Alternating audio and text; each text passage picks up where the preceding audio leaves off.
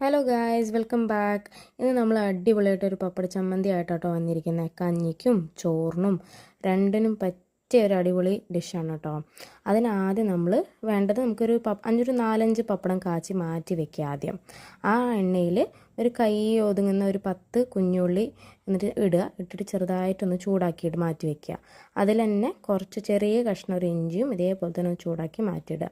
ഒരു 4-5 ചുവന്ന മുളകും അതേപോലെ തന്നെ പൊട്ടിച്ചിട്ട് ചൂടാക്കിയിട്ട് മാറ്റി വയ്ക്കുക. അത് കഴിഞ്ഞിട്ട് നമുക്ക് എത്ര പേർക്കുള്ളതാണോ അതനുസരിച്ച് തേങ്ങ ഇട്ടാൽ മതി കേട്ടോ. ഞാനൊരു അരമുറി ഇട്ടു.